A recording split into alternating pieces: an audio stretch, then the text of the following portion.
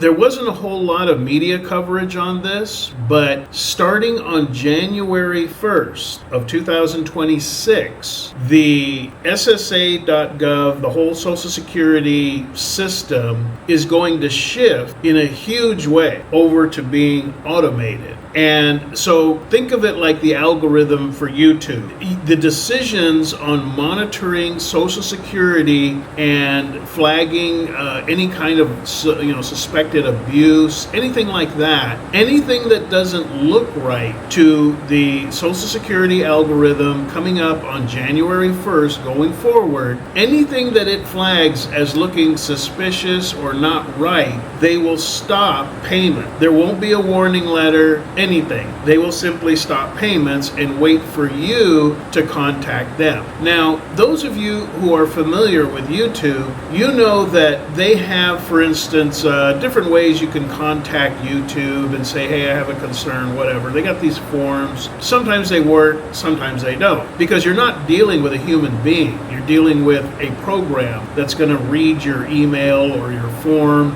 and try to respond, kind of like those push button, options on voice call when you get the automated chat bot. That's pretty much what you're dealing with YouTube. Well, now that same kind of system is what's going to be the first line of contact with Social Security. So you can imagine if all of a sudden your checks stop, most of your first contacts with Social Security trying to get hold of a real live human being, you're going to go through several layers of basically just automated chatbots.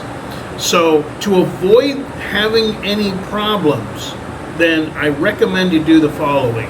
And really, you should do this anyway if you haven't done it already, especially if you're an expat. So what you do is, if you're an American citizen and you're on Social Security, or you will be going on Social Security anytime in the next year, what you want to do is, I'll put it on the screen, you want to go to SSA.gov, which is the official Social Security website. You cannot just create a username and password and log in. They basically made that obsolete last year.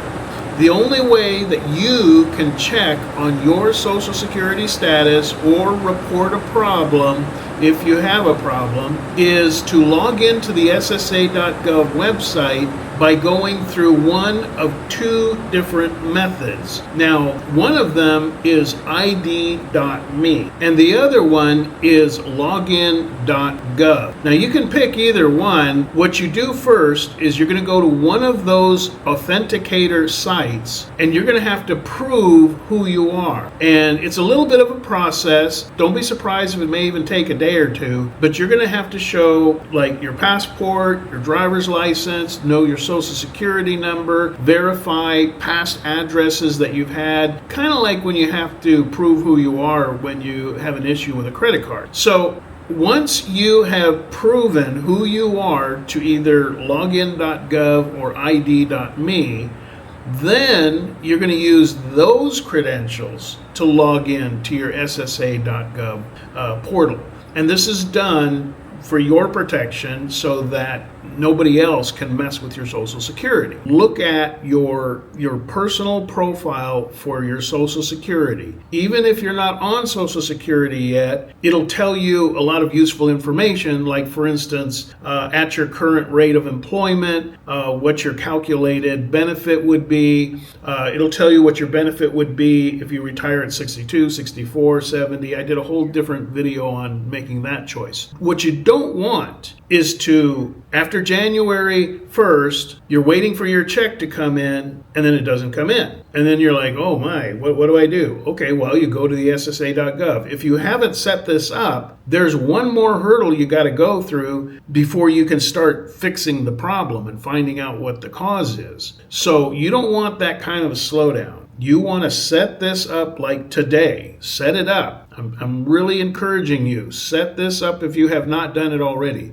Now, if you have set it up, just give it a general overview, because the people who are going to have a problem and not get their check, it's because something is just not right. It might be that the address is wrong. Now, the other thing is not so much a real issue, in my opinion, and what it is making sure that your banking and routing numbers are correct. If they were not correct, you wouldn't have been getting your checks in the past. So more than likely, you don't have to worry about that. What you may want to check is the bank that you have your Social Security deposited to in the United States. Double check that the address that you have with the bank matches the address that you gave Social Security. That way there's no problem, or at least there shouldn't be. So Social Security is going to go to this automated system January 1st. So get access to your portal, double check everything, just so if there's a problem, you're all set to at least try and start dealing with it. More than likely, most people will not have a problem with this. There might be somebody out there trying to use your Social Security number. Take care of this. Access your SSA.gov portal so that everything is cool.